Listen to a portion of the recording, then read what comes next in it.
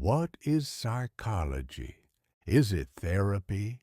Is it the science of thoughts? Is it the study of the soul? In truth, psychology is all of these and more. It is the mirror we hold to our inner life and the map we follow to navigate it. It is the bridge between behavior and being, emotion and memory, biology and belief. Psychology asks us not only, what do you think? Or how do you feel? But deeper, what is it that shapes who you are? The desire to understand the human mind is not new. In ancient Egypt and Mesopotamia, mental illness was attributed to gods and spirits. Yet even in these early cultures, there were observations of emotion, dreams, and behavior. The word psychology comes from Greek, psyche meaning soul, and logos meaning discourse. Plato described the soul as having three parts: reason, spirit, and desire. Aristotle explored memory, imagination, and even the beginnings of what we now call motivation. But these were the foundations of philosophy, not yet science. It would take 2 millennia before psychology would emerge as an independent discipline. In 1879, Wilhelm Wundt established the first laboratory for experimental psychology in Leipzig, Germany. He sought to study consciousness the way a chemist studies molecules, with precision, repetition, and measurement. This moment marked the beginning of psychology as a science. But soon, new voices emerged, more personal, more mythic. Sigmund Freud introduced the idea of the unconscious mind, a vast reservoir of desires, memories, and fears hidden beneath awareness. He described defense mechanisms, dreams as wish fulfillment, and the famous trio, ID, ego, superego. Carl Jung, once Freud's student, broke away to form analytical psychology. To Jung, the mind wasn't just personal. It was also collective. He described archetypes, universal symbols such as the hero, the shadow, the mother, and the wise old man, which appear across cultures and history. To both Freud and Jung, the mind was a mystery worth exploring, not simply measuring. In the 20th century, psychology branched in many directions.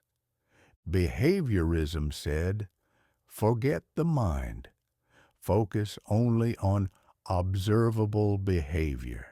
Pioneers like Ivan Pavlov, John Watson, and B.F. Skinner studied conditioning, learning, and reinforcement. This approach gave rise to therapy techniques and educational models still in use today. Humanistic psychology, championed by Carl Rogers and Abraham Maslow, responded by recentering the individual. They believed people are not just products of their past, but seekers of meaning, growth, and actualization. Maslow's hierarchy of needs and the concept of self-actualization became central ideas. Cognitive psychology turned the spotlight onto mental processes. How do we think, learn, remember, solve problems? This led to discoveries in memory models, attention, perception, and eventually artificial intelligence. Biopsychology and neuroscience brought the brain into focus. Using scans, electrodes, and chemical analysis, scientists linked thoughts and feelings to brain structures and neurotransmitters. Each school added a new lens. None were complete alone, but together they formed a mosaic. Psychology teaches us that anxiety is not weakness, but often a warning sign. That depression is not laziness, but sometimes a frozen form of grief. That people repeat unhealthy patterns, not because they want to suffer, but because it's familiar. That the way we were loved, or not loved, shapes how we love others. It teaches us that self-awareness is the beginning of freedom. Healing is not forgetting, but integrating. We cannot always control emotions, but we can understand them.